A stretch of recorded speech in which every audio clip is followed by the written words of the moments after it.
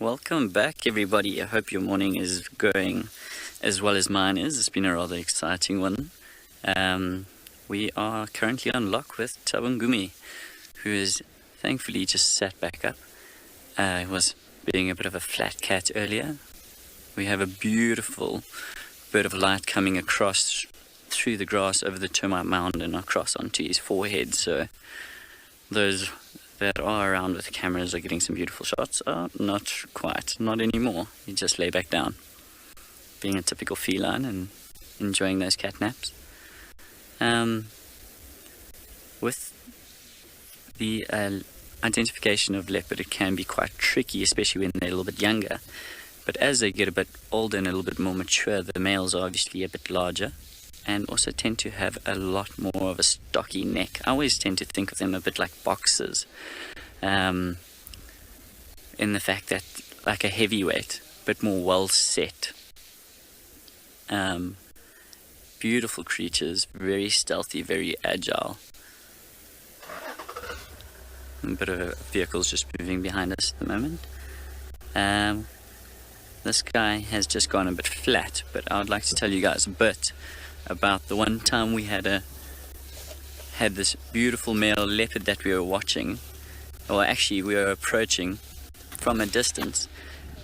We were in the Klaseri Nature Reserve, and I had a family of 4 with me.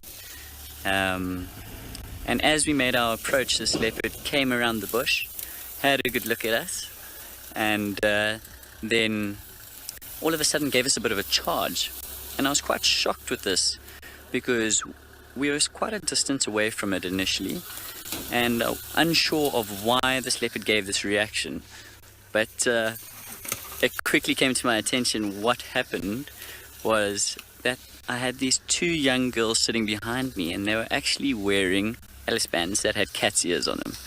So it was quite a unique situation in that nobody had actually done anything wrong. It's probably the silhouettes given away from the camera. Not from the camera, sorry. From the 2 young girls wearing those Alice bands. And it was just a different reaction that I had not seen before.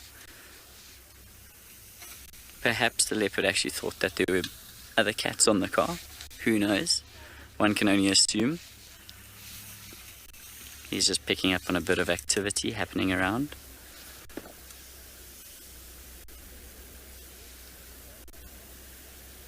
Now you can see he's got that beautiful black collar running down his neck.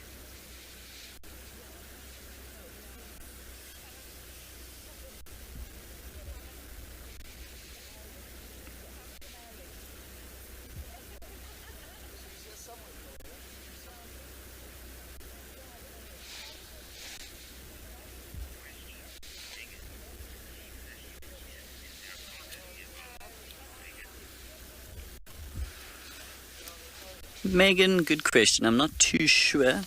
I haven't had the greatest look at his tummy, but as we zoom in a little bit, we might be able to see if he's looking a little bit more full.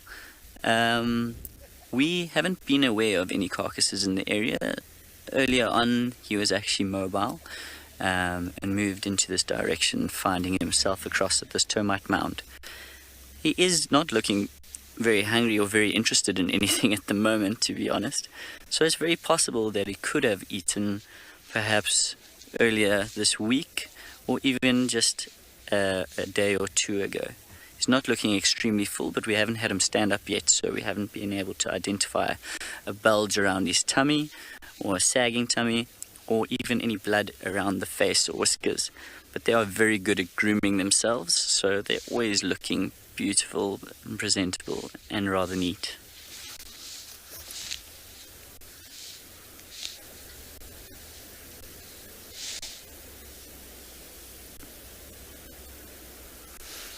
Speaking of whiskers, look at how long those guys' whiskers are.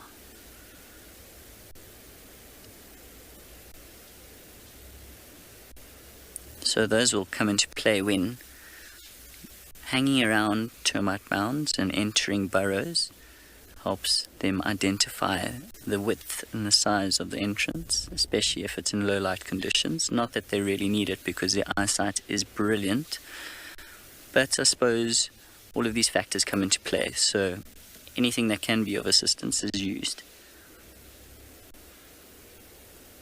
I find it remarkable that some of you out there are just able to pick up the differences between which leopard is who through the patterns on the face and along the whisker line.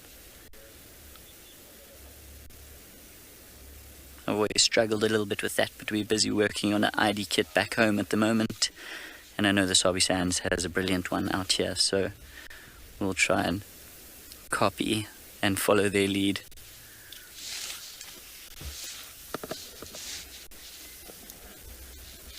Now look at that.